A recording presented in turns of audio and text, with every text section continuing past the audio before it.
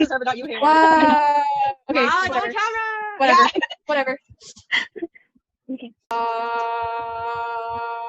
Let's swing it.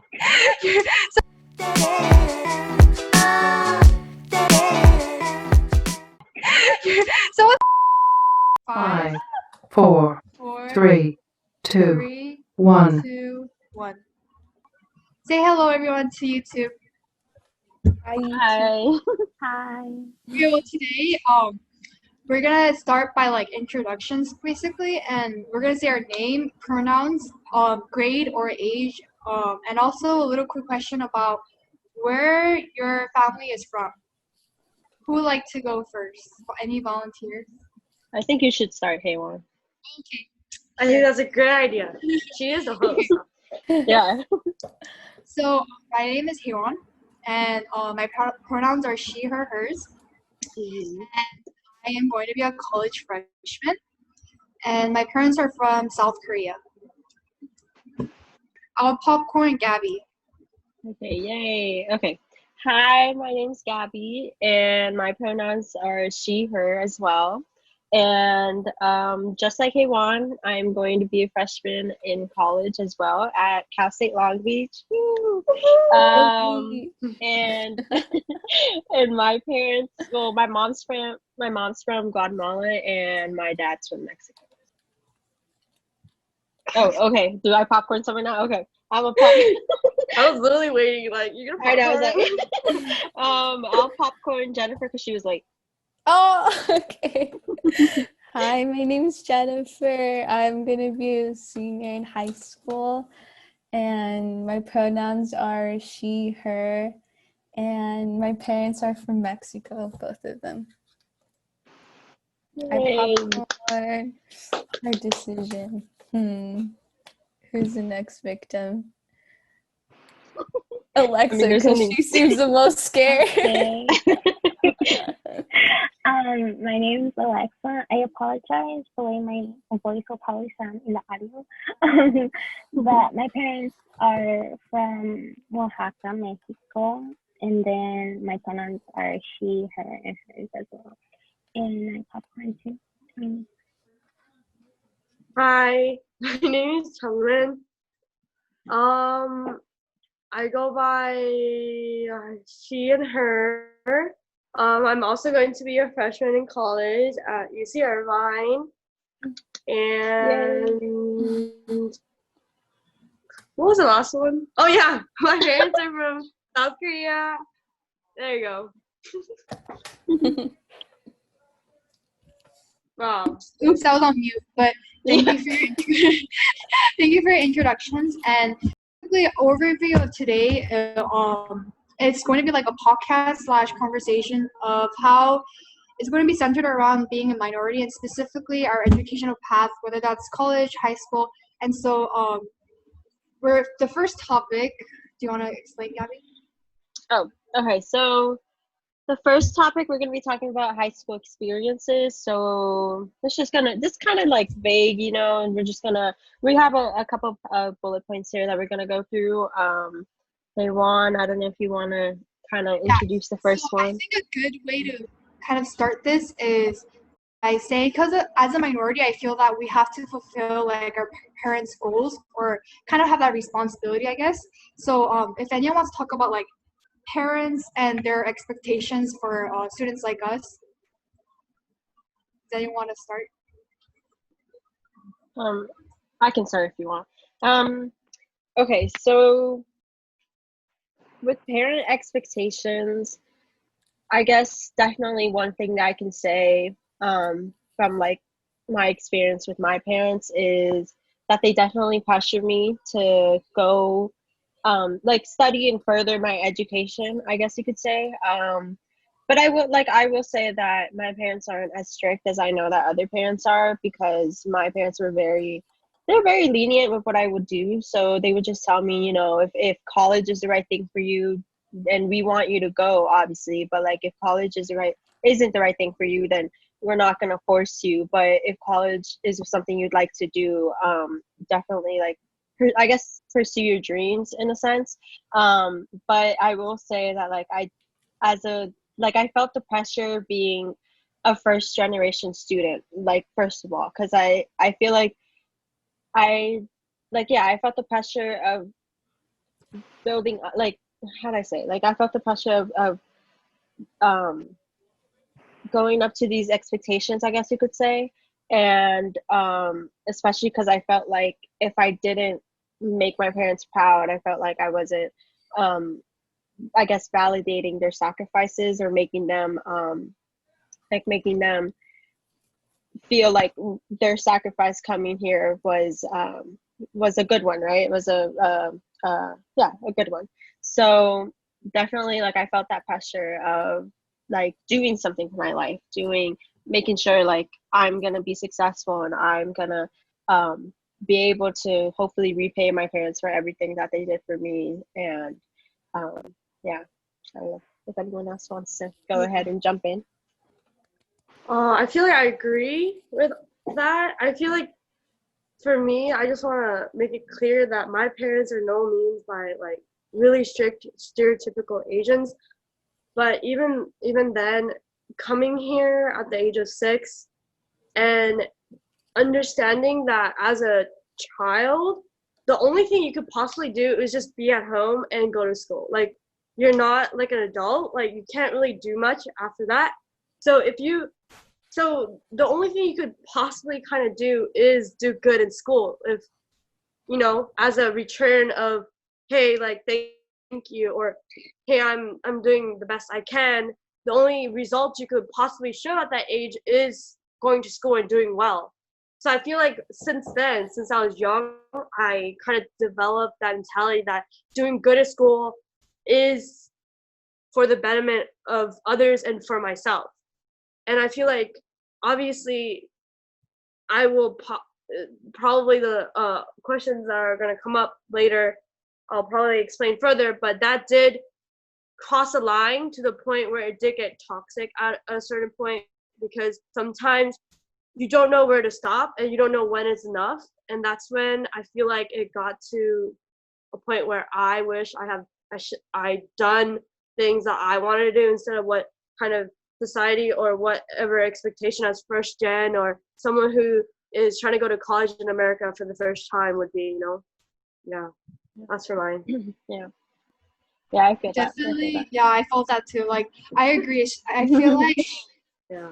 I definitely also didn't have like the strictest parent ever, like you guys, but I did have kind of like a mindset where uh, like it felt like really pressuring to do these things that maybe my parents didn't have the opportunity to do, and so I always had this mindset where it's like I have to do really well so like my siblings can do well, or I have to do well so my parents can be proud. I think that kind of mindset really brought me down sometimes, and I feel like maybe I should have really enjoyed my time more instead of really thinking about just that as my goal.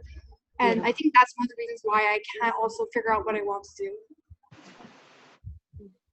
Sure. Yeah, I get that. Like, I feel like there's a lot of pressure, I feel like for all first generation students, like, especially like for me, like, I always feel like I always have to do good on tests and like do the best stuff and like, try to do good and like try to go to college because like every time I do bad on a test or like something, like I feel really guilty and I'm like, wow, like I'm not, like I feel like I'm disappointing my parents. But like in reality, I feel like they don't care that, like they do, but it's just like they just want me to be happy. But I feel like sometimes like I get in the way of that myself, like not even them, it's like me. I'm just like, and I'm also like an overthinker and all that, so I'm just like, I feel like I have to do everything perfectly and try to like, like fulfill the dreams that they wanted me to do.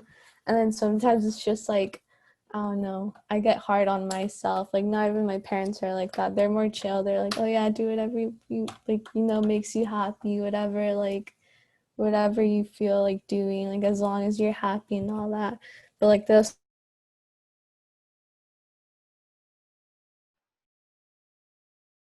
find that balance like for I myself. think for Yeah. me it's also the same. Like I didn't have the strictest parents, like grade wise, right? And it was mostly pressure from myself, like me wanting to excel in life and like what everyone else is saying. No, this is a good college and this isn't a good college. That distinction that people make and people judge for you going to certain school or whatnot. And I also think that, well, my parents couldn't really pressure me to do good in school because they didn't do that well in school. And so it was more of like, you do you, but we'll be there to support you. And so it's just that pressure of me wanting to also, like, I need to set the example for everyone else. I need to be able to show them that I can do this. And it wasn't so much of like, I think the confusion was more on like not knowing how to get to college.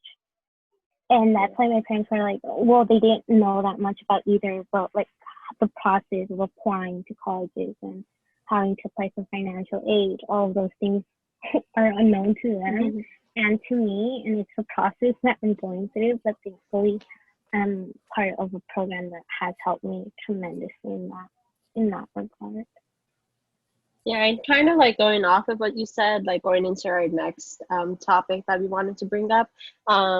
Definitely, I think we can all agree that being first generation is hard because we have to do a lot of things by ourselves the first time. Like college, like we have to learn how to do that on our own practically, at least for a lot of us. I know that like there's programs and everything like that, and I know that those who like have the resources to like go into those programs definitely benefit from those programs. But I feel like there's a lot of people also who don't necessarily know about these programs either, so they just go through the college process like by themselves.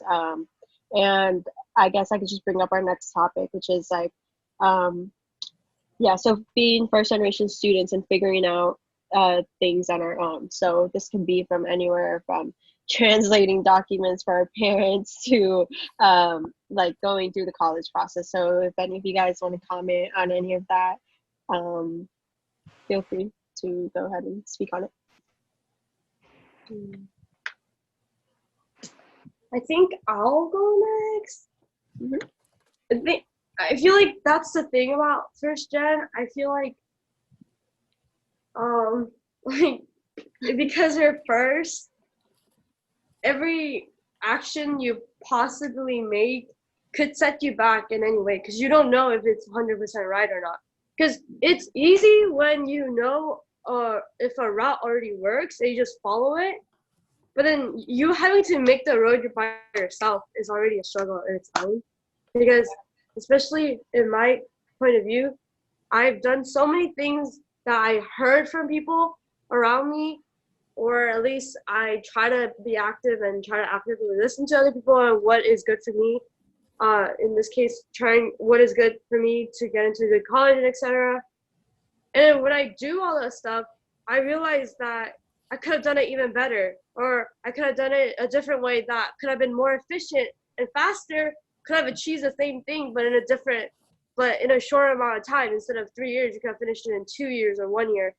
All these things you wouldn't know until you get through it. I feel like that's why first generation, it's like so hard to get super ahead.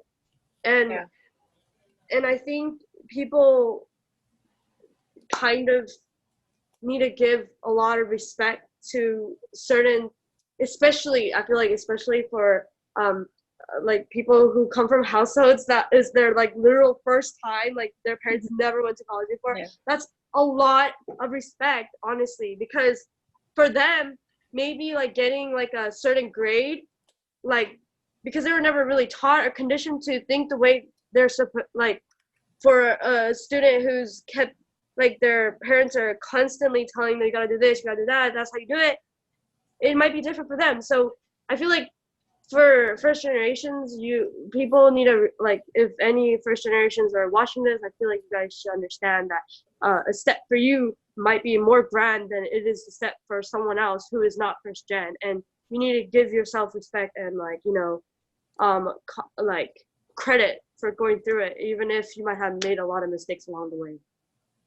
Yeah, I'll definitely say that, like, I mean, like me, I didn't really know going into high school that I would need to join certain clubs or join certain programs to build up my college resume, I guess you could say. So I'll definitely say like I got a late start to that because I know there's a lot of other first gen students, and I'm gonna say like first gen students coming from immigrant parents, because I feel like that's definitely different from just first gen students.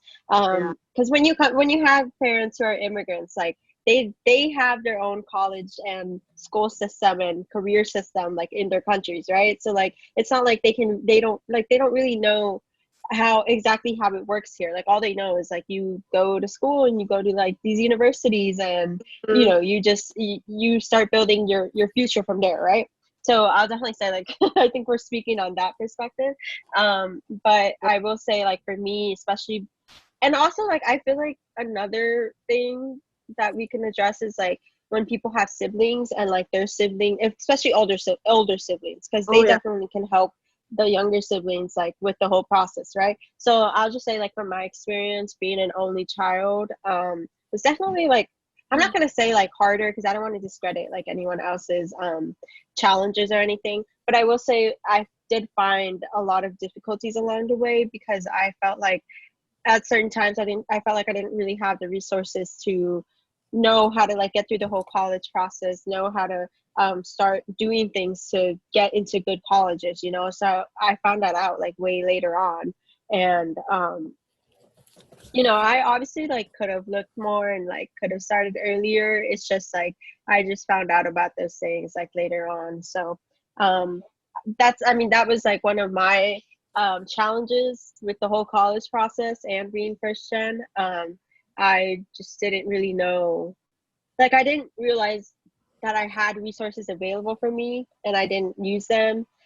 So definitely like, definitely if any first gen students are out here watching this, definitely do your research, like look at the programs that are available in your area, like look at the clubs, look at the things that you need, or like what if you have a dream college, like look at what they require, or their students, look at their alumni, look at what those alumni like their extracurriculars or their activities in schools, like what they did, like do your research, see what it is that you have to do. And I mean, I know it's hard because you feel like you have a lack of resources, but there's people out there just like you. So like find those people and connect with them and, help each other. So actually, going off of that advice you gave, yeah. Literally, I feel like the most important thing I've learned is that you have to meet people and you have to like interact with other people. Yeah. Because my life would be so different if I didn't meet a certain types of people in my life. Like literally, like I wouldn't have. I did this whole key club thing, and it happened in one moment because I met this one person who introduced me to this one club. Like it's crazy how like one person that you meet could change your life. It can be life changing, huh? Yeah. So you need to meet people. Yeah, definitely socialize. And like that's why like I'll say like, because I was definitely like really really shy and like socially awkward. Yeah, so I feel like if you are like that, I know it's hard, and I know that it's hard especially for those who have social anxiety. Like I know it's hard to like go up to people and like start asking them things, or just being friendly to them, but it'll definitely benefit you. You'll get those you'll get information from them, you'll learn from those type of people. So yeah. But like, how we're talking about how like there's different programs that people can have access to like research, but I feel like sometimes there's a lack of resources in like a lot of communities, and especially for us minorities. And I kind of want to address that. Like, how can we provide access to those people who don't have it, and like how can we bring awareness to that? I mean, I'll definitely say it's kind of hard, No, go ahead, Alexa. Yeah. Sorry. And for the resources thing, I think even when there are available, right? Like your counselor, like they're supposed to help you to go to college, right? But oftentimes they're just there to like make sure that you pass high school. And sometimes I feel like they don't give you like all the information that you need to go to college. Yeah. Or it's just that it's like the information is overwhelming and it's not personalized for you, because every person is different and every person's road to college is different. and what they do, it should be like individualized. But of course, that isn't possible because when you go to a public school, like your counselor needs to make sure that like everyone in your class is able to graduate from high school. And so, like for me, before I met the program that I was in, like it was just like overwhelming information where it was like you should do this, you should do that. Mhm. It's like there's nothing straightforward, and so then it's like, well, what should I do then? Can we talk about how like our school we have only one college counselor? When there's I like know. No. that's so crazy. Wait, how many students do you have? Like was it I Like forgot. 12, Yeah, 2,000, right? yeah, Yeah. and I'm like one college counselor to all the And students. like Like 600 this is seniors. yeah, that's Like, this is like what we're talking about, like the lack of resources and support that we need that we, like a lot of people often don't have access to, you know? Yeah. I feel like there needs to be sometimes like more outreach about like programs because I feel like there's so many people that are lost. Like, I mean, most of the stuff I know about college, like, sure, learned some from like school and like maybe counselors, but like not really that much. Like, honestly, like in ninth grade, like that's when I noticed I like really wanted to like do something, like go like, you know, like go to a good college and all that.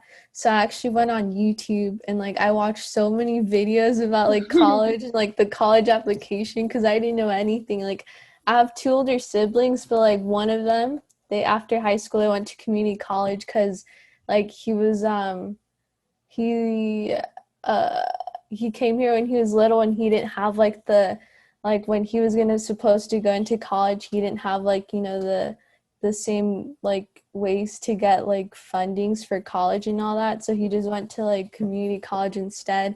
And then my other brother, he actually goes to Long Beach, so like but I saw him like struggle through like learning to like what it even like was to apply and all that. So like he learned that all on his own. Like he was like the first of my siblings to like go to college because like the other one went to community college, and then the other one like he's like but like the thing is that he's also has like to work a job and like do all these other things, so it's like kind of hard for him to handle. So like he was supposed to graduate already, but like because of that he hasn't been able to as much. But like I mean I have him as a resource thankfully, but like because he's so busy it's not like he can sit down and be like here's what you need to do like you know like whenever I want or like whenever I can because he's really busy. So like I honestly like for resources and all that I depended a lot on like YouTube and like the internet because thank God, because if there's like no internet or anything like I probably would have like been so lost and been like what the hell do I do, like what even is an extracurricular and all that. I learned all of that yeah. from YouTube, like from watching a lot of college YouTube videos. And I didn't like then that's how I found out that some colleges even existed, and like I learned about the Ivy League system too because I didn't really know about that until that. Yeah. That's crazy. And can I also say, like, since we're touching on like Ivy Leagues and just colleges in general, like, I feel like there's definitely, like, if you look at the statistics of like minorities and the percentages of like who goes to those really top schools, you'll find that overwhelmingly it's mostly like the biggest percentage of the students, it's mostly white people, right? So I feel like there's also an issue there that like needs to be addressed. And like the reason, I mean, I feel like one of the big reasons why that is because of how expensive college is. Like a lot of us minorities don't like, we don't come from like high class or even middle class families. Like a lot of us are from low income families, and it's like we can't, like the reason, like even if we do get accepted into those colleges, a lot of times what happens is that like people don't have the funds to be able to go to that college, so they have to settle for like something less, you know. And it's kind of sad, you know. It's sad because it's like there should be, like, even if they give you financial aid, like I feel like there's still a lot of families that can't afford like the school tuition after financial aid. So I feel like there's definitely an issue there that I think needs to be resolved because it's kind of sad that like they don't give the same opportunities to minorities, like low income middle class or whatever, than they do for like the white kids or like the white, I guess, rich kids too, you know. So feel like it's hard because I feel like a lot of people, I feel like more nowadays, going to college is more about how rich you are nowadays. Yeah. Because it's getting so freakishly damn expensive. Like, you literally have to go into freaking debt to literally go to college nowadays. And that's like a given. Like, who would have thought, like, you're like, hey, I'm going to go to college and I'm going to get debt. Like, who would have thought those things two will, like, literally match together, but not in the 20s. Like, in 2020, like, that's what everyone thinks about when they go to college. It's kind of sad. I feel like the whole system is rigged in that sense. Like, literally colleges are becoming more of a corporations than what they were supposed to be. Like, they're supposed to educate people. And also, like, I know this is like kind of off topic, but I hear a lot of this saying, like, oh, but you know, Asians are they're like close to white, like they're getting the whatever, they're rich too, like why are you complaining and shit. But you know, that's really funny to me because if you really look and actually like stop being ignorant for once in their lives, they'll literally understand that only a few percent, which is like what, 1%, holds most of the wealth. Don't you know that there's a wealth gap in the world? That literally most common people don't literally have fucking money to pay for college. Like, please wake up. I don't care if what race you are. Like, we are literally here trying to pay paycheck by paycheck, and you're not gonna tell me only because of my race. Like, you're gonna invalidate my struggles because of my race. Like, that's so stupid nowadays. Mhm. Like, I can't believe people are really out here, like, literally out here thinking they're so smart and Then, like, invalidate aren't my there struggles. people that say that, like, oh wait, sorry, that like they're like Asians aren't people of color? I'm like, what? Like, have you guys seen that? Like the post? Yeah. I yeah. have. It's like, I was like, I saw that. I actually saw that on an Instagram post. yeah, I was Yeah. like, I want to throw up when I just want to, like, have you been in my fucking shoes? Like, have you? I'm just like, Like, I'll definitely, okay. like, That's really frustrating because it's like you guys are definitely also minority and also people of color. But I feel like a lot of times what happens is that people like to kind of have a competition between minorities, if that makes sense. Like, they'll be like, oh, like we're more, like we're more, like we value more or something, if that makes sense. Like, I feel like, especially like between like Hispanics and Asians, I feel like there's definitely like kind of a an iffy line there where people always are like, oh, but we have more struggles than Asians do. But it's like, I mean, I don't know if I necessarily agree 100% with that, because I feel like definitely, like, while we may not have the same struggles, we have similar struggles. You know, it's like I agree. like, it's not like, I feel like it's not fair to discredit like anyone's struggles, minority or not. But Yeah. I'm, it's just, it's really frustrating. It really is. Yeah. People who say that are erasing years of pain and stress that generations have piled up into, like, and it's like erasing a whole chunk of history of pain and struggles to get to where you are, to say that, you know what, are you so proud to compare how much you have struggled? Like, are we in a competition of who's struggling the most when we're supposed to like help each other out? Yeah, I just don't understand people like that. I definitely feel there are specific groups that need more attention or those kind of things, but I feel like that doesn't make our struggles any less or any more, you know? I feel like we all have our own struggles, we all have our own stories, and that's the point. Like, that's the point we're trying to make.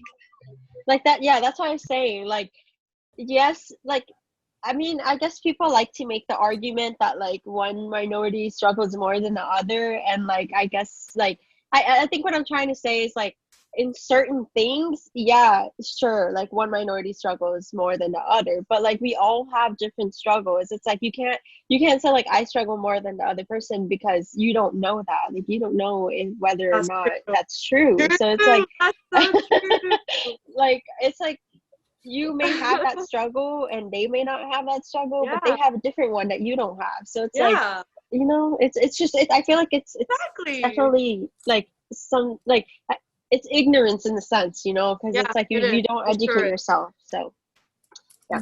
Well, okay. Well, we kind of covered the next topic that was on the list, so we're just gonna go on to So the um, experiences. yeah, the about our Hamilton experience. um, okay, so I just want to start like this next topic off by saying like we're gonna be talking about our SOCs, right? And specifically like Wait, so right now. for people who don't know, SLCs are small learning communities that our high school has. Yeah. Yeah. So like SLCs that we had were like humanities, global studies, business. Is there more? Like I know there's like SAS, oh yeah, SAM, yeah. Okay, yeah. Sorry, go on. Yeah. So like okay, so I think 4 of us here are from humanities. So I think we can just start with that, and then Jonathan, you can kind of like add on to. Oh like, wait, you your guys are all experiences. humanities? Oh my god! Yeah, so I was like, I don't mean to exclude you. You could definitely like jump in, you know, but like No, but I feel like Chungmin might have experienced this too. Yeah. Yeah, I feel like you. humanities kids are just Yeah. I'm an outsider. so- I'll love to. I'll love to say some stuff. Yeah, so yeah, okay, so we're just gonna talk about now like about our humanities experience. Some people call humanities the white people magnet, you know, it's a thing. What's I that don't history know. behind magnet though? Like they really wanted like Yeah, that okay, You know? yeah, because I remember my teacher, my history teacher, Miss Melina, shout out to Miss Melina, telling us that like that magnet was actually made for minorities. Like that magnet was supposed to be made like anyone correct me if I'm wrong. That's just what I remember. But like Wow. that magnet at first was supposed like it was made to help out minorities, but over time it like kind of got overpowered by white people, and that's why like Wow. that's why like minorities make up like 5% of humanities. So like I said, anyone correct me if I'm wrong. I might be wrong, but Wait, is that what Actually- Miss said? Really? Huh? Is that what she said? That's what I remember her telling me. But again, like I feel like correct me that's if I'm wrong. true. Not what I heard, but I I feel like actually that's heard this from Yeah, yeah, tell I one didn't of them. believe I heard from Miss Melina. Like I remember like she was talking about how magnets were made for people of color Yeah, to be magnets in general, incorporated yeah. into the classroom. I think Yeah, especially in a time where there was segregation, I think that's when magnets were established, Yeah, and then yeah, later on definitely. like it has taken on like this title of great esteem or like great Yeah. prestige in a sense, like They oh do. if They you're really smart do. you're going to be in a magnet kind of thing. that's Yeah. the stupidest shit ever though. Like people get I know, magnet I like know. randomly in a lottery, dude. Yeah. Yeah. Okay, so now that we got that, like past that, like now we just kind of want to open the floor to any experiences you had personally, being a part of humanities, or Jungmin, like knowing a humanities kid or anything like that, like the Yeah. experience you've had Yeah. with them. I mean, okay, I'll start off because I just have like 1 or 2 stories that I just kind of want to get out there. But I will say that like being a minority in humanities, like it was kind of weird because it's like a lot of your classes are mostly white kids, and if you're talking about like AP classes, they were mostly white kids, and I feel like sometimes I felt like resources would just be genuinely more available to those kids, and it's like it just felt kind of like an unfair situation to me, but you know, it's just a whole It's a other term, but like imposter syndrome. I really felt it during our high school life. I kind of felt out of place. Is this the place? Like everyone felt so smart, so ahead of me, and I just felt like I was so behind. And like I remember it's not my experience, but I remember someone telling me, yeah, like I feel like APs are meant for certain groups or certain people, and it's not everyone has access to it, you know? Yeah, definitely. Well, I just want to give like one experience that I had that kind of sheds light on like what humanities can be sometimes. And it's kind of a random experience, but it's something that stuck with me ever since it happened. But you guys all know the infamous, right? Like how like so okay, you guys know. Pizza or donuts? They always give up. pizza. Oh yeah, pizza. Okay. Pizza. I know they give out something all the time. Okay, well, I'll just say that I always felt uncomfortable going to the club because it was mostly people who did not look like me. So I just felt so uncomfortable and so out of place there. But I would just go sometimes during my 11th grade year, like during my junior year, because my group of friends that I had at the time, like we would used to sit in the swimming class. So sometimes you just go be because free pizza, who wouldn't? But yeah, but this one time we sat like, okay, this one time we were right, and they were having a presentation on, I don't want to like say any names, but it was like this bread cracker thingy, and they were like kind of having a presentation on that and like the history and roots, and like I'm sure it's like this celebration and that they eat it at that. I don't know, but they were having a competition where whoever could eat that bread cracker thing fastest would like win something. I don't remember. Point is, I was sitting next to, or like behind me was a group of freshmen, and within that freshman group was one of the siblings of one of the people who were participating in that competition. So he like, while his brother was like doing it, and obviously like they were eating it fast because it was a competition, right? He shouted out to his brother, "Dang, blank name, whatever. I don't want to say names. Is eating that cracker as fast as African kids eat in like hungry African kids would be eating." Something along those lines. And I was like, did my ears just like, I was like, did I hear correctly? Because I know they did not just say that. And what was even more like absurd to me was the fact that his little group of friends was laughing about it. Like they were like, ha ha ha, oh my god, it's so funny. I'm like, that's not funny though. Like that's really not funny. Like I don't know what allowed you or what made you guys think that's okay, but that's not okay. Like, and I like with the group, like with my friends that I was sitting at, like we all like looked at each other like he did not just say that. Like we were all kind of shocked, right? So like what we did at the end of the meeting, I was like, because I was just not okay with it. Like I was like, I'm sorry, but I have to like say something because I just don't feel okay with what just happened, right? So, and it was just like his name, like he don't deserve respect. The fuck? No, I don't know. I don't know what his name was. I know his brother's name, but I just don't want to. Okay. But like at the end of the meeting, because throughout the whole meeting, I felt uncomfortable, and I was like, I really do not want to be here anymore. And like I was just telling my friend, like I need to tell someone, because we kind of knew one of the club cabinets, like one of the members of the cabinet, because he was in our grade, and we kind of talked here and there. But I was like, I have like, can we go tell him? Because I don't feel comfortable with this, right? And we went to tell him like what happened, and he was like, "Oh, haha, yeah, sorry about that." No, that's all he said. He was like, "Oh, haha, yeah, sorry about that." And I was Shut like, up! Who's this teacher? Who is this teacher? I think I told Wait, you he once. laughed about it? Well, no, he like awkwardly laughed because it was like kind of an uncomfortable thing. So he was just like, "Oh yeah, sorry about that." That's all he and then he did? didn't do anything. Yeah, he didn't do anything. And Wow! I was just like, Wow, this school is fun. wow, That's so yeah, and bad. I was just my like, God. and There I is know so that's proud not like, of this yeah, girl. yeah. And I guess it's like not as bad as if like they would have said it directly to someone of color, but I still kind of felt uncomfortable, and like that's one of the things that like I've always heard like, oh, humanities is a racist magnet and stuff like that, but like I've never really encountered it in like face to face until that day.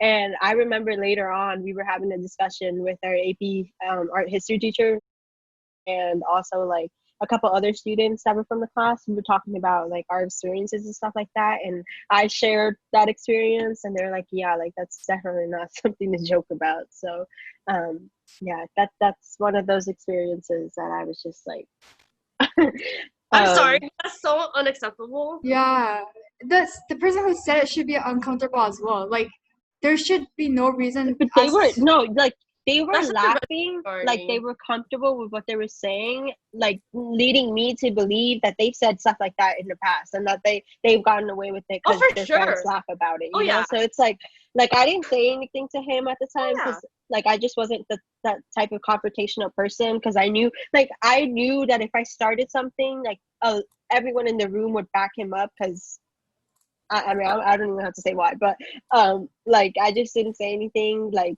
in like that, like in public, because I was just like, I don't, like whatever. But But do we have a lot of experiences where people address that, like any faculty or any type of students who? yes, yeah, I will say that like you guys remember Empowerment for Humanities? Oh Like yeah, I we will did have say a that club that that club addressed those was issues. definitely, that club definitely was a good step in the right direction of addressing these things. But I don't know, what experiences do you guys have? Well, Feel free like, to share anything. I kind of have one. So, like, last year when I was in, I was like thinking about this earlier too. Like, when I was in, like, when I first, like, when, like, the first week of school, like, when school first started, I was actually in, like, AP US history, like, in A push. And I wanted to be in it because I was like, oh, like I like history, whatever. Like Melina's a good teacher. But then like I felt so intimidated in that class because I was the only Hispanic there.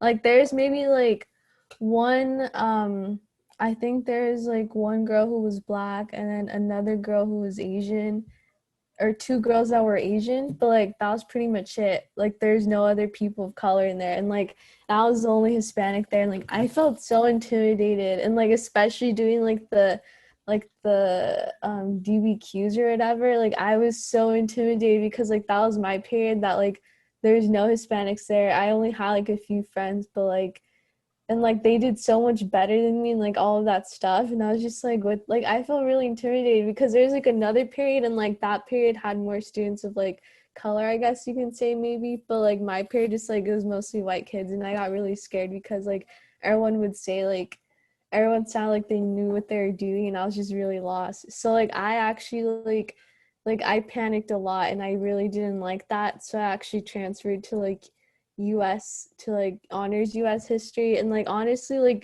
like maybe like I liked honors US history, but then at the same time I'm just like that's so sad that I got scared and intimidated just because there's like no, like I felt uncomfortable because there weren't people around me who like being in US history, in honors US history, there's a lot more kids of color, and like they're more like I don't know, like they made me feel so much more comfortable and like all that, because like it was really intimidating being an A plus and just being surrounded by like I don't know, that was just me. But like that was like my experience, and I feel like that's like a lot, like that happens to a lot of people too, like people of color that are like in like humanities classes like that, especially P classes. And like that's why I transferred out of it, because it really scared me, like it like intimidated me so much. And like I knew I could have gone through A push too, because like honestly like I had my friends who did and all that, but like I just felt really intimidated because of like the representation in the class and all that.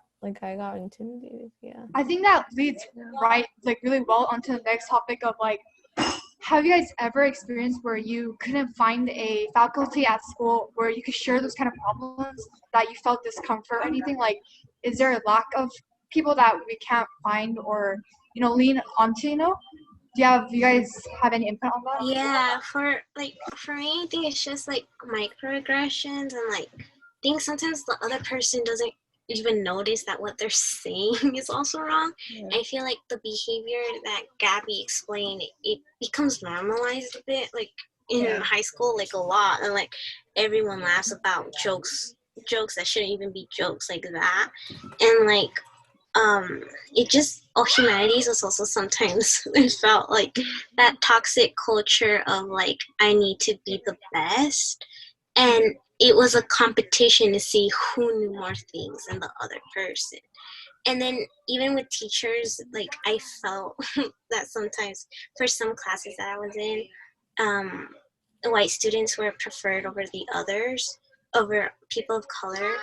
And so then sometimes it becomes like I can't tell a faculty member, right? Because it's like, am I just overreacting, or am I being that person who's just like complaining about everything?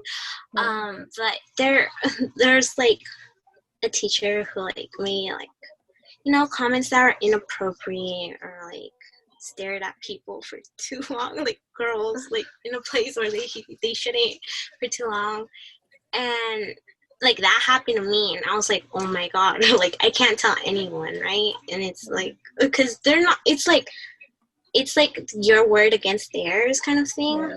And then also like for the microaggression, and for the Spanish club in humanities, I don't believe anyone Hispanic is in there. Yeah. All the cabinet members are white. Yes, I'm sorry, but I remember that club so vividly, and they would be talking Spanish, and like kudos to them, because like that's awesome that like you learn Spanish so that you can speak it fluently. But isn't that club supposed to be for Spanish speakers that are also Hispanic? Like that was like Spanish. so weird.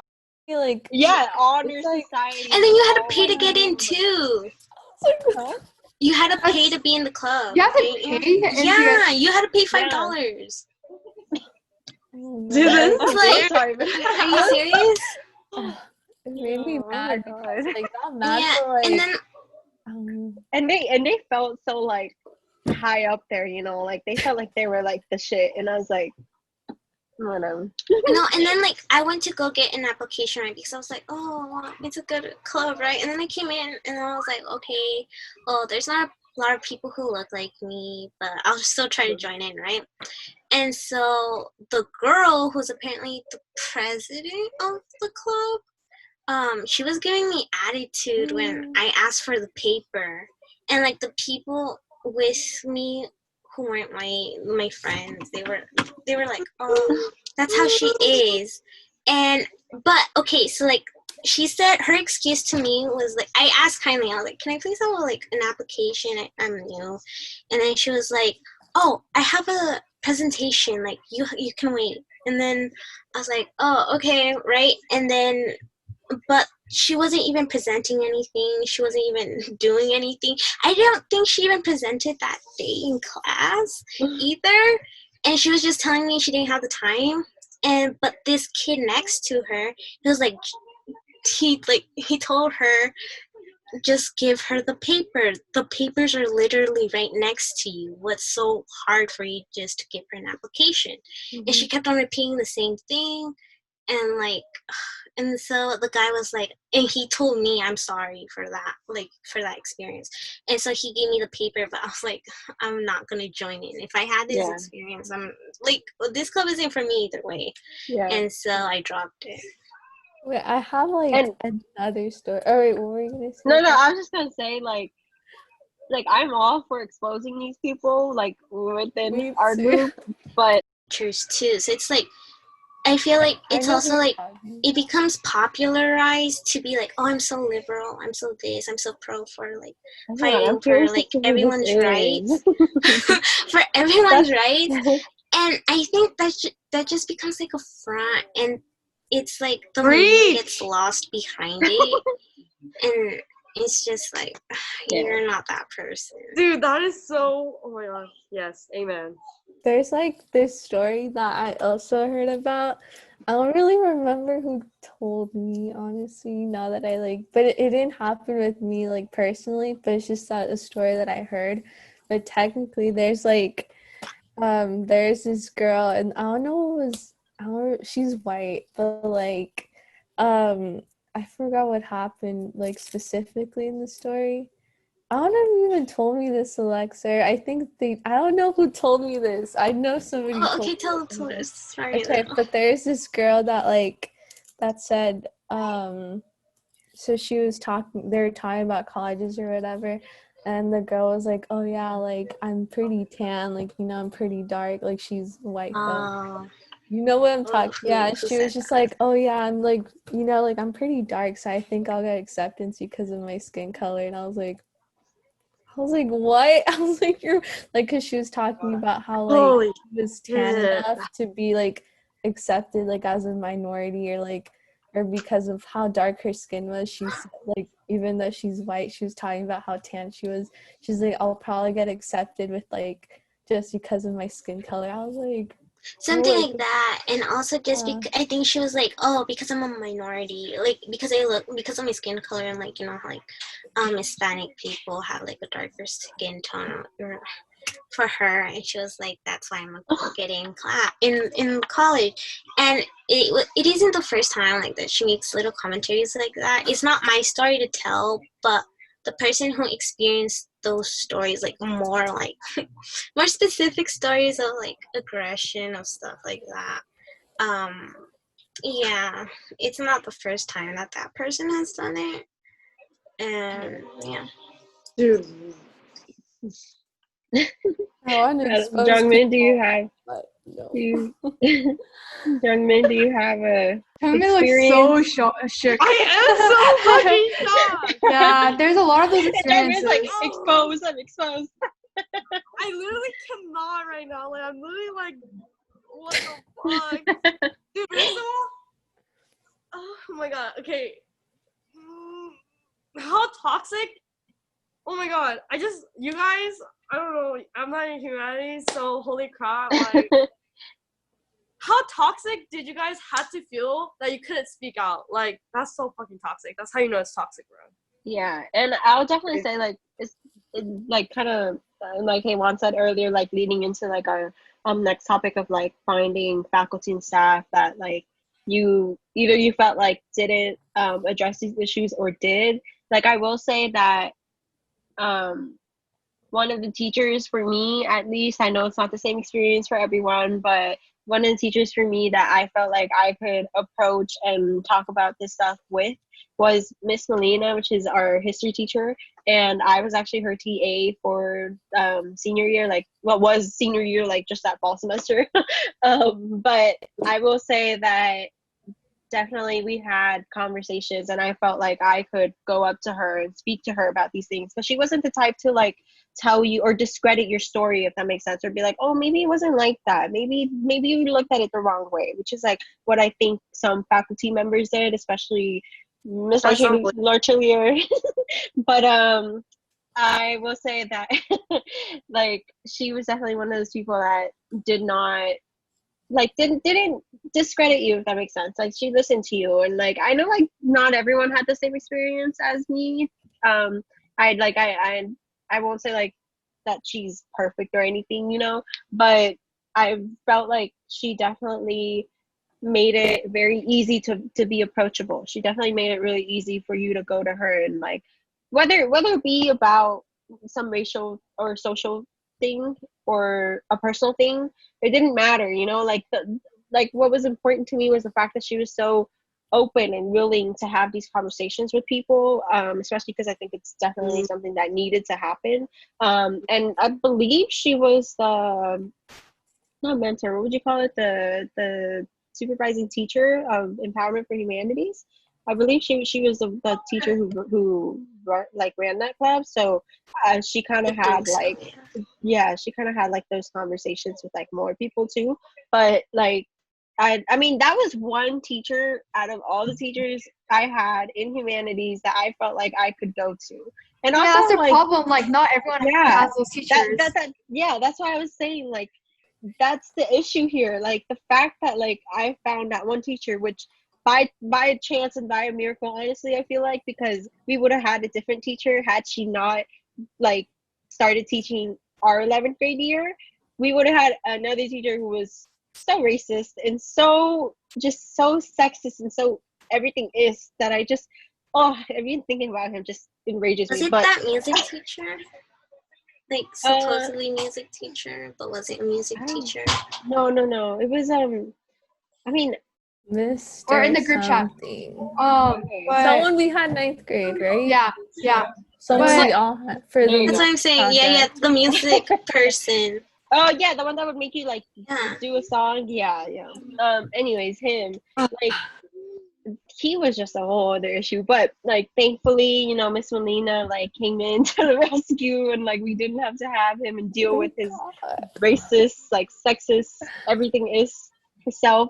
But like Seriously, I don't remember issues, like you know? anything like from him. Like, Oh my god, in ninth grade we had like, I don't remember if it was my class because honestly ninth grade is such a blur to me already, but I'm pretty sure like with one of his classes he had a debate of whether or not white people should be able to say the N-word, and I believe he said that they should, or he was like, well, if you're not like doing it in an offensive way, like you can say it, and it was like, no.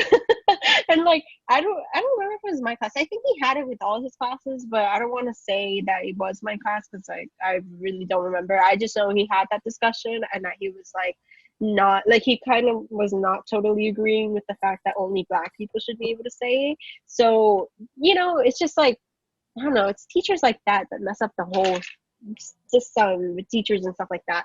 And I'll just say, like, coming to a conclusion on my point here, is just that I think there definitely should be more teachers that are more open, if Inclusive. that makes sense. More, yeah, more just honestly, just more aware of things that happen and like actually address it and not just ignore it. Because I feel like there's so many faculty, staff, and members that just choose to ignore it instead of dealing with it because it's too much work to deal with it. And it's like, that's not how it should be, like, that's not like, if you see a student struggling or if you see like a group of people being oppressed or whatever the case may be, you should, like, you as a faculty person or a person of what would you call it, person of power, I guess you could say, in that like with situation. authority that comes with Yeah, like, the authority, title that's that you're in. yeah.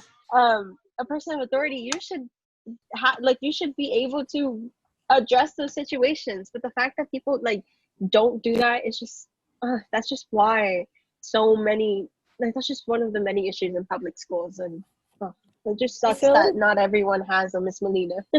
Yeah, like I feel like the difference between Miss Molina and like the other teachers in humanities is that she tries to like be your friend, I guess. And, Yeah. like she tries to like understand you, and like she's like a very understanding person. Like that's what I really like about her. And like even in history class too, like she made sure to like talk about like all aspects of like even though I was like, it wasn't, well, I don't know, like I feel like she did go out of her way to like show us videos to like make sure we knew about like those things that are sometimes not taught in history classes too. But like, yeah, she like tried to be your friend. Like all the rest of the humanities teachers, they mostly were just like your teacher. They didn't really, like, to me, they didn't really feel like someone I can be like, oh, like this happened to me or something like that, and like feel comfortable, you know? Yeah, she Yeah, and was I also feel like oh, sorry. no, you can go ahead. She was a teacher that I felt very safe around. Like I could totally open up myself to her. Like I didn't have that chance to like talk with her and like really like get to know her more on a personal basis. But that was because I didn't have the time. Like, and also students don't. Not all of the students have the time to like talk to their teachers and to be able to tell them things. And so that was my experience too, where it was just I was so busy all the time and I had other responsibilities at home and outside of school that I had to deal with. And so I wish I could have talked to her more about, but she's a teacher that I really liked. And I just I just want to bring up something really quickly. I feel like part of the reason why like she's a teacher that like acknowledges these problems is because of, one, how young she is and how she's just more aware of these situations and these, because she also too, because she lived through it. Like humanities was the same way, like maybe in a different, obviously different like year and different context, I guess you could say, but humanities was just as racist, or maybe it's like even more racist now, but like it was racist when she was in a magnet. So she has that firsthand experience of what we're talking about here. So that I feel like that's also why it makes her so easy to talk to, because she can relate to you. And it's like and also like I feel like the reason why she shows all these videos is again because she's young and she like educates kids on like what you should be educated in. I feel like a lot of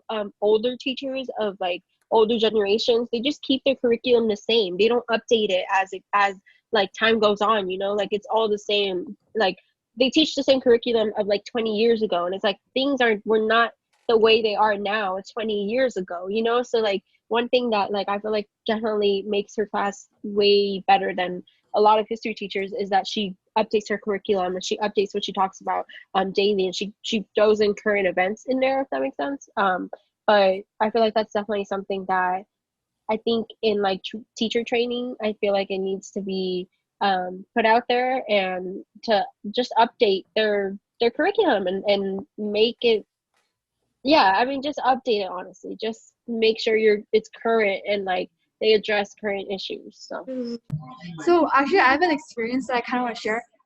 There was like a staff faculty meeting once, and they invited some student speakers because they wanted input from actual students, you know. And I was one of the speakers to go to be able to do it, and I was fortunate enough to tell my experience and how I was impacted by all like these issues that we just talked about. And I feel like some teachers don't realize, or some teachers like need that kind of input from us, you know. Because I remember when I ended my the meeting, they came up to me and they're like, oh, thank you for like sharing your story, because some of us don't know, or some of us don't realize that there's issues out there, you know. So I feel like if we are able to address them more, it could be helpful.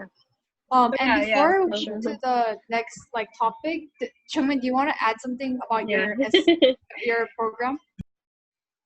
It's like she's just like taking it in, like she's kind of like shocked. She's like, as an outsider of this whole shenanigan, like literally, I feel like we went to a different school a little bit, literally. My experience is so different from everyone right here. In my screen, they're all over here on the side, but crazy. But like any experience with like a teacher or staff, you know, because I know definitely it's not Here's like the thing, staff though, issue is not. Yeah. First, I think I should talk about a little bit of my SLC. Like my SLC is very, very, very, very, very, I would say, very diverse. Very diverse, and also we're SAS, you know, so we kind of like we're all kind of together. So, and in addition to that, we don't have a lot of white people, to be honest. Like, no, I don't think, no, we don't have any white people. Like, if I have seen one, not a lot. That's because we're all in music and humanities. Yeah, exactly. And I'm in MSM, and I get bunched up with Global Studies, BIT, and those other SLCs. And we're literally all minorities, so I really never, like literally never felt out of place in my SLC. Ever. Like, literally my teachers were, okay, obviously I have a couple of bad teachers, like they literally made my high school life fucking hell. But that's not because of racism, because that's because their individual like personalities were shit. But literally, in my, I didn't even know like this type of like explicit racism literally went on at my school, because I swear to fucking God, it didn't happen to me. I was so fortunate. Okay, honestly, okay, it happened once, but it wasn't this severe. And also, I'm like kind of shocked because like literally I literally did not know this type of things happen at my school. Like, I can't, like, honestly, I'm just like, I feel like more frustrated than ever, because I feel like I was in this kind of a safe haven. You know what I just remembered? Okay. Not how, I'm not gonna say who like the person is, but not how they mix up me and Chungmin. Like, I feel so kind of, I don't know, like it's just so. That's why I was like, you know, I feel like it's okay to kind of say who it is, so like we know who it is. Or if they say it, like. Yeah, hey Ron, you have to just bleep out their Ron, name. just bleep it. What did I miss? Because I think we all kind of want to say it, but just we'll put our hands over our mouth or something, you know. Yeah. But yeah, no, I mean, I think like outside of, okay, one thing I will say is like it's kind of absurd to me that Hammy, like they love to preach about how we're a diverse school and that we're that we're just diverse, like we're more diverse than like than like let's say Lasis or something, you know, I don't know. I'm just throwing a school name out, right? But it's just funny to me that when you actually go into Hamilton, you'll see that like we're most definitely divided. Like it's just there's always a That's constant amen to like there's that. always a constant like division Yeah. between minorities and even within minorities, which is like one of Yeah. the most frustrating things. Like it's like I know like I'm just saying from like people that I know that went to Hamilton like in like 2009, 10, like around that time, you know, they like people would tell me like there would be such a bad like rivalry between Hispanics and Black people to the point where like it was pretty bad, you know, and it's like I mean I feel like it still is kind of sometimes now with certain groups, and but I will say like I think we're doing a better job at like being more I guess integrated, if that makes sense. But it's just funny to me the fact that Hammy is like we're diverse, but when you come in, we're actually not. It's like we went to Like, different schools. Like I didn't. I can't yeah, believe like this. it's crazy. Like Yeah. we all like you. Well, I guess like us humanities with you, like we had different experiences, and it's.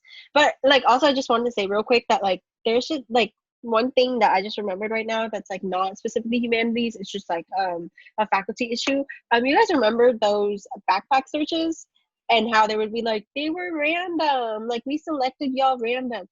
Hell no, you guys did not select us randomly. Out of all the kids in the class, you guys didn't select. Like, I was selected once, and I do not remember going into that like room with a white person because all the people who were selected were either Hispanic or Black. That was not random. And you know how they were like, "Oh, you give me a number like 10 or something." Then they would be like 1, 2, 3, 4, 5, 6, 7, 8, 9, 10. You go, right? Like at the end, they just for fun, they would be like, okay, you two and you two, and it would be like minorities. They wouldn't be white people, and like people brought this issue up so many times, and the faculty would just be like, no, we never do it on purpose. Like we never like we always do it randomly or whatever. Like you know that was not random. Like oh, it's just frustrating because it's like you guys know it was not random, and no one like it's just you guys are supposed to be the authority, the people of authority here. Like why are you guys like showing these kids that like I don't know, it's just it was crazy to me the fact that they would be like oh it's random, but yet all the kids who would go would be Hispanic or Black. So I don't know. Oh yeah, This is a lot. Yeah, this is a lot. Actually, oh yeah. Alexa, did you want to say something? Sorry. yeah. Well, I don't think I was ever in a class where they made like a backpack search, but that was because I was put in honors and AP classes. If anything, it was in my PE class that happened because I was in a class with literally no white people in my class at all.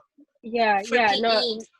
Wait, Yeah. it's never happened in like a humanities class. Yeah, in a has it? humanities class, Like, it has the hallway? never happened. Oh, well, Ever. actually, the class that it happened to me in was actually humanities, though. It was like humanities music, but it was Miss class.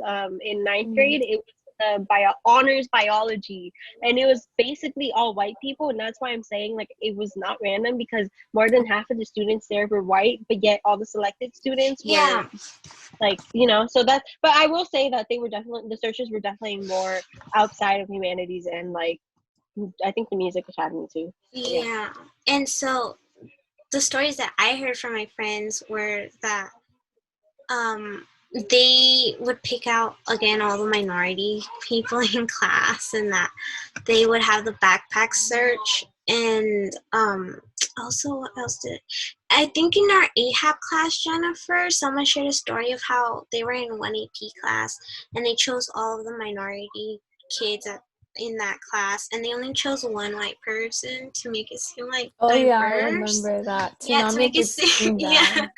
and how do you call it? Yeah, and it's just like Oh, wow. wasn't it like I think it was one of the white humanities kids too. Yeah, that, who was the one who was always chosen to be that white representative? Yeah, like for the searches. yeah, like they said like oh like they'll choose Like even they noticed and they were able I to was see like understanding. the privilege that people have. Like they as a skin recognize it tone. on purpose too. Like they're like oh they'll pick someone like they noticed that in their class they would only pick the minorities, and then they would pick somebody like who was white, who they knew wouldn't like, you know, like or wouldn't, looked again based off of looks yeah, too. who they thought or knew That wouldn't have done wouldn't anything have wrong. drugs or anything. So like, so they only chose them to not make it look bad. But that's because like the cop or like, you know, like the security people already knew that those people weren't gonna have anything. So And I definitely think this is like an ongoing issue that like really needs to be, you know,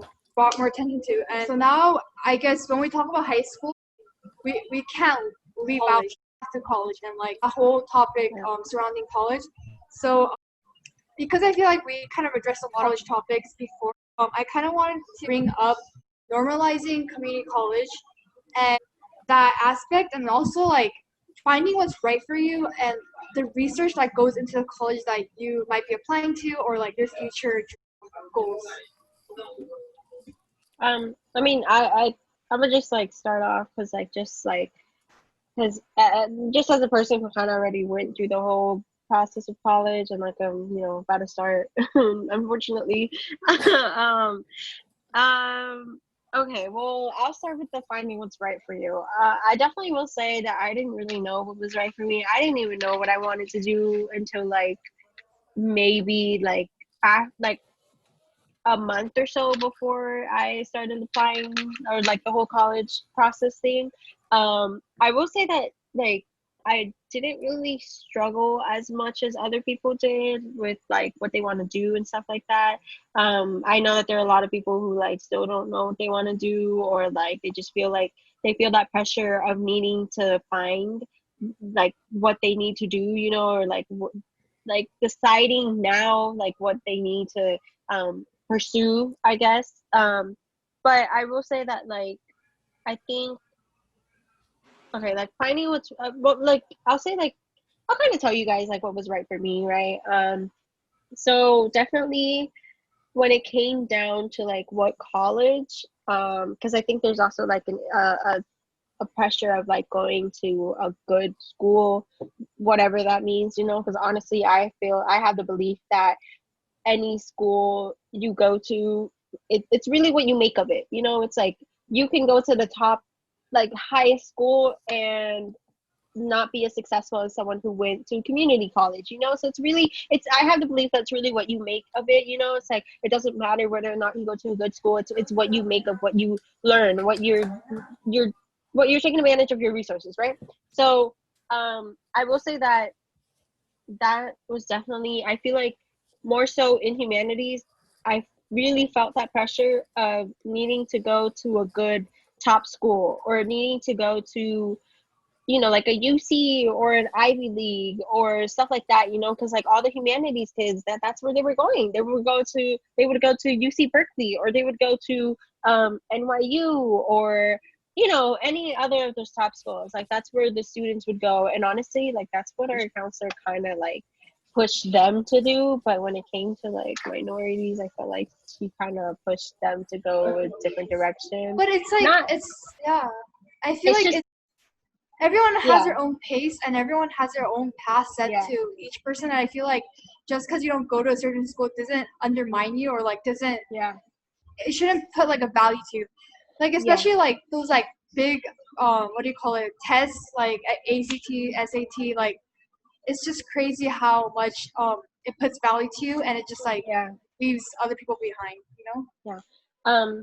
But yeah, anyways, I just I kind of just want to say that before I went into like what I found was right for me. Honestly, I think when it comes to finding what's right for you, it has to be something that you just like, you know, that you simply just feel like that's something that you could be doing for the rest of your life, or even if it's not the rest of your life, it's something that you could be doing for a while. So for me, I chose to go into business, and I'm actually going to be majoring in business administration, because I because I felt like one, what I want to do is I want to like in the future I want to open up a salon where like girls or even guys too, honestly, but I just want to create like a safe space in the salon where girls can go to get their nails done, get their hair done, get, I don't know, eyelash extensions, like estheticians, like facials, waxing, like everything basically. Like that's what I want to do. That's what I want to have a salon. I want to open up later. Like a big dream is to open up salons like all over the all over the country. I don't know if I'll get there, but at least here in California, right?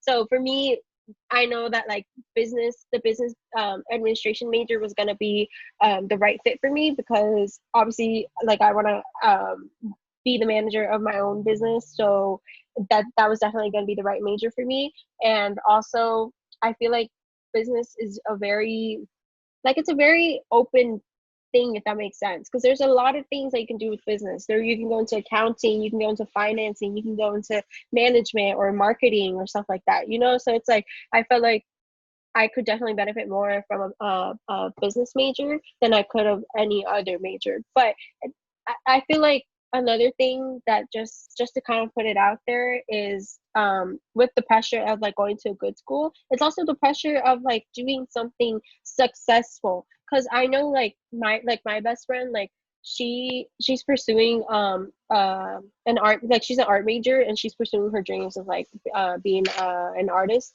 And I will say that I feel like a lot of people who are like, oh, that's a cute dog. I will say that a lot of people who like go into art, and this is just coming from her experience, from what she's told me, is that like they a lot of people tell her like, oh, you're not gonna make it, you're not gonna earn enough money because it's just not a stable job, it's not gonna get too far, you know, like you have to do this, you have to be a lawyer, you have to be a doctor, you have to be a nurse if you want to be financially stable, if you want to like, you know, if you want to like live a good life basically. And it's like she was just like, no, like that's not like, I'm sorry, but I'm gonna be pursuing art because that's what I like to do, that's what I know I'm going to be enjoying for the rest of my life. And if I'm gonna be poor, then be it, but at least I'm gonna be happy because I don't want to be stuck in school for like 10 years to be a doctor, and then yeah, I might have all this money, but I'm just gonna feel uncontent.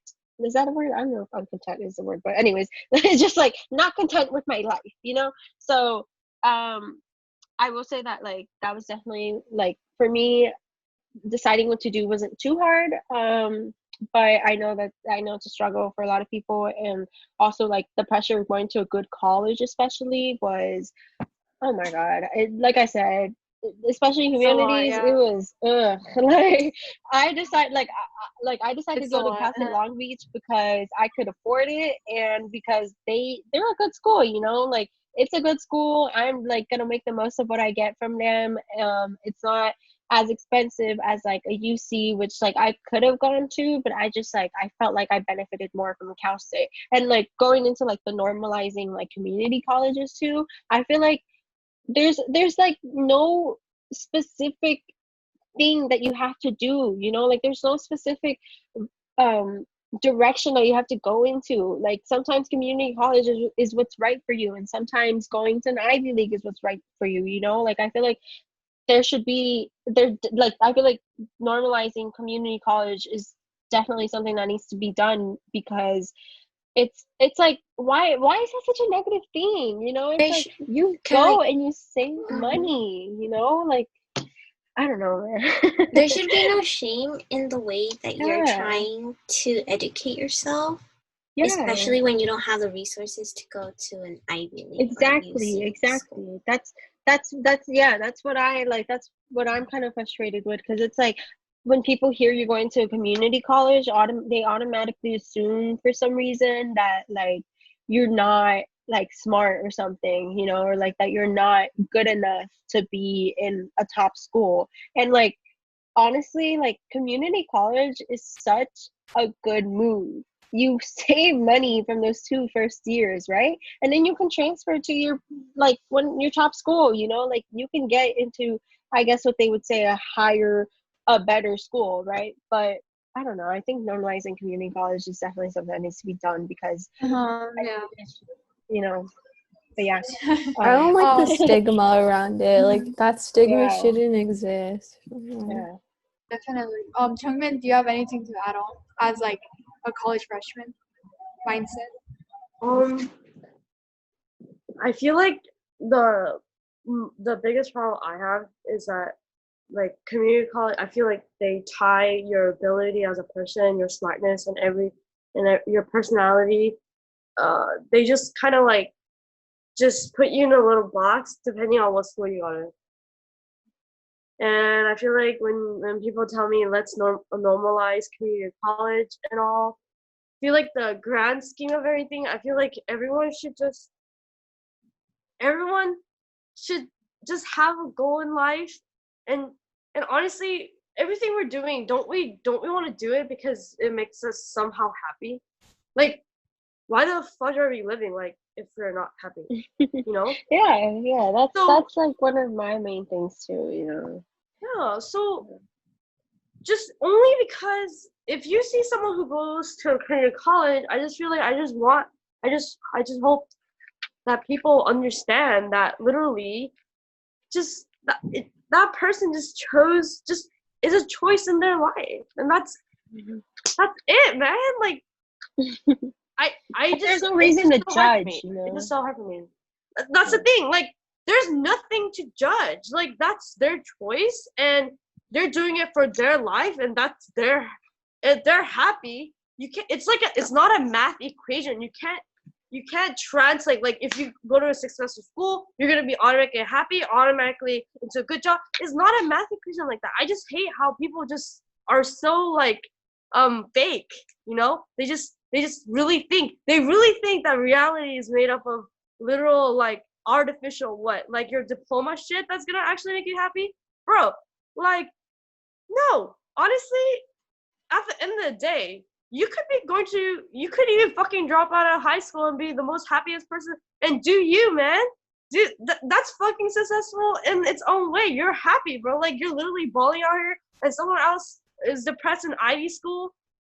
Honestly, I personally just literally, even for you guys, Jennifer and Alexa, like you guys need to like block off like literally everyone, all the humanities people who are literally pounding on you and telling you that you need to go to this or that. No, man, like you need to just find what you like, be happy, and that's winning. Like there's no more winning than literally being happy in life, man. At the end of the day, just find things that are happy. That is so perfect because I wanted to like go around for each person and say advice slash realization that we all had during our high school experience. Anyone want to start off? It can be anything, like any advice, any realization. I don't think a lot of people realize how high school really impacts the schools that you can get into. Like what you do in high school matters, and that you, like I didn't know, like I did and didn't, like it didn't sink in that I had to start early. Like I could have gotten into clubs in ninth grade year, but you know, like I was also I'm still a very shy person, and so it's very difficult to like go up to someone and be like, oh, can I have more information, you know, especially when the person who is also giving the information doesn't want to give it to you, kind of thing. But I also think the pressure of not knowing what to do for college, that was the thing that still eats at me sometimes. It's like I don't know what I want to do. I have no plan whatsoever. All I'm doing is basically kind of like applying to all the schools that I would like to get into, and I don't have any dream college either. But it's just seeing where it's just seeing where life takes me, and I think also making the most out of it and what I get, and going off from there, and sometimes taking it one step at a time helps a lot. So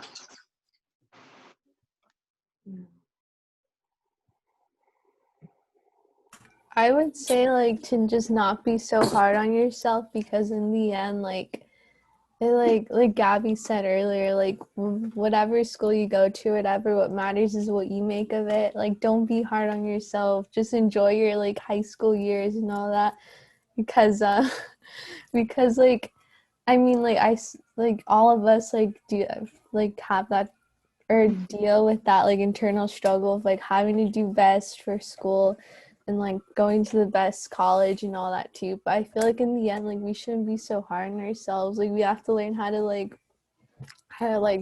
I know it might be hard like to do it, or like it's easier said than done, but just like, you know, relax and just like try to be like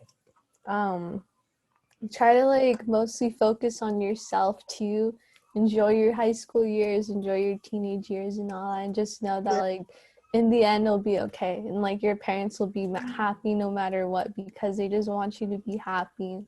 And like, you know, like that, I feel like that's the most important thing, because I feel like that's like something that like every like first generation or like immigrant like um or like child of an immigrant parent like struggles with, and I feel like everyone needs to know that it'll be okay. That's what I would say. Yeah. I just like, I guess advice that I can give, since we're kind of just talking like on this topic. I'm sorry, but Jennifer, your name. Okay, it just kind of caught me off guard. Um, anyways, your okay. Advice that I can give, I mean, since you guys are here, like I'm just like for Alexa and for Jennifer and also for any senior right now, some advice that I could just give you guys with regards to college, since we're on that topic, is just that don't let people pressure you into doing something that you're not gonna like or that you're not gonna benefit from in the long run. Like if you see like, especially within like college decisions, if you have like, let's say you get accepted into two schools, right, and one of them is like a really really good school and the other one is like, I guess, a a good school, let's just say that, like I'm just I'm just doing it for comparison things, but like, and let's say that like you can't necessarily afford to go to the top school and you have to settle for like uh I guess for a cheaper school, if that makes sense. Like that's okay, you know, like, or it's even okay if you need to go to community college. Like it's okay if you, or and it's even okay if you go to a top school. It's just like, don't let people pressure you into doing something if you know it's not going to benefit you in the long run. And another Yeah. thing that I want to bring up is like, you're probably like, and I wish it doesn't happen, but you're probably going to get rejected from some schools, and it's just like, it's a thing that happens. And if it happens, like, yeah, be sad and like be sad about it and like, you know, mope about it, but then like get up and be like, well, if they don't want me, then maybe that's not the right school for me. Or maybe you could say, okay, That's I'm so gonna true. prove them wrong and I'm gonna apply later and I'm gonna you know, like I'm gonna get in. Or you know, just like if it's not the school for you, it's not the school for you. So with rejections and stuff like that, it's gonna happen and you're gonna be sad about it. I know I definitely was when I got Oh rejected yeah. from school, but it's you know, hold on, sorry. There's just a spider. um, but um, yeah, it's not the end of the world. Is what I want to say. Okay, it's really not. It's you're gonna find your way. You're gonna find your school. You're gonna find that everything's gonna work out and everything happens for a reason. So you know, if you didn't get accepted to that one school, maybe that's for a good reason. You know, and um, like I said, be sad about it, but then get up from it and you'll see that you'll find your way. You'll find your perfect school, I guess. Well, there's honestly not a perfect school, but you'll find your way, your future. You'll see that everything's gonna work out. So I, you know, I wish you guys luck. I wish you guys I hope you guys, I know you guys are gonna go through a stressful time right now, but I hope it's not too bad, and I hope that when your decisions come out that, or yeah, I guess decisions come out, that you guys get into the schools you want. But again, if you don't, that's okay. I have a quick advice actually. Is I feel like the one thing I've noticed throughout 4 rigorous years of my life, I've noticed that don't compare yourself, your success or your results with someone else. Always, if you want to see if you ever improved and if you ever want to, if you ever have the tendency to compare yourself to others, like, oh, that person's always better than me, that person's always like Ivy League, this person's doing this and that. We always get caught up on everyone caught up in the cycle of comparing ourselves to other people. But I feel like my advice is to break that cycle and make sure you kind of give yourself a comparison to your past self and your present self, and see how you got far from there, not to other people, because it's not your fault that, let's say for a person, it's not your fault you were born less intelligent. It's not your fault you were, born less musically talented. It's nobody's fault for being born genetically a certain way. So you can't, it's never correct. It's never ever gonna, like a math equation, it's never gonna equal. Like you and the other person will never equal. The results will never equal. Even if you're human, you can't, because we're so genetically different. So always never compare yourself to others. Compare yourself to the present now and past, because that's your best bet and how you improve, not with someone else, because they're different from you. You can't. And also, like what Gabby said, like even if a school rejects you, it's honestly, it's not a big deal. Trust. I worked my ass off for 4 years to get into one school, and I've come to realize that going to one particular school is not all about life. It's honestly, it's a very small, mediocre step that you'll have long lives to live, So that's my advice. For me, I guess I kind of want to give advice that is kind of different, but I want to say, like, be your own advocate, and like kind of fight for those resources, fight for what you want. And so, for example, like for me, like I didn't have like the knowledge that I had to go to my counselor and talk about these problems or talk about classes that I want in the future. So like know that you shouldn't be afraid to approach these kind of people, and take that extra step to get to know other resources out there, because it sometimes doesn't come to you. You kind of have to like ask questions, and I think that's really important. Like asking questions is also a really big important thing. And I just want to say, like, I feel like we had a really good discussion around like being a minority and all that. Like, yeah. I don't mean to interrupt. I just want to say just one last thing before you like kind of close it out. I feel like just like a little tiny piece of advice also is like, I feel like it's good to not get caught up in like school stuff, if that makes sense. Like let loose a little bit, because I feel like sometimes people just always get caught up in like, oh, I have to do this for this club, and then I have to do this for this class, and then I have to do all this extra stuff, and I have to like, like they get so stressed and overwhelmed to the point where like after like they're done with the whole thing, they're like, dang, maybe I should have lived a little, maybe I should have like just took a breath for a second, like just don't, especially, and also like for you, Heywan, for you, Jungmin, like going into college, like, and just like speaking in like life experiences in general, like don't let classes and tests and things like that like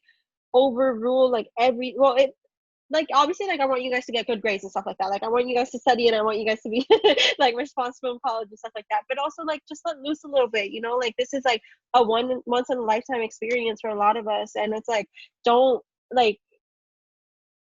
don't, if you want to go to a party, which I'm not saying like you should right now, but if you want to go to a party later on, I think just like have fun, but be accountable, be responsible. Like exactly. That's I feel like that was very important. And just because you're like a college student or a senior or something like that, or like you're prioritizing your education, that doesn't mean you can't have fun sometimes. So definitely do that, because a lot of people will realize that, dang, I did all of this, and for what? For me to be unhappy and not even have, like, for me not to even have those experiences that like other people did, and I really regret I didn't, so it's like just have fun with it, have fun, let loose every once in a while. Let's clap to everything that we've been talking about. But that was, like I said earlier, like I feel like this is such an important like topic and discussion that needs to be addressed. And thank you guys so much for be willing, like so willing to participate. And should we close this off by saying goodbye? Goodbye. More videos like these. Yes. Bye, Goodbye, everyone. Bye. I'll miss you guys. She's so sad you guys are leaving us. Wait, let me end We're this. still here, you know. Oh, Hey, Mom, you have to invite me to your dorm. Yes, As everyone well. can come because it's does. when it gets better. Yeah. Like, yeah. I hope you guys have fun senior year. You know, I know it's like Wait, I just ended virtual, but the recording, and why does it say that it will be converted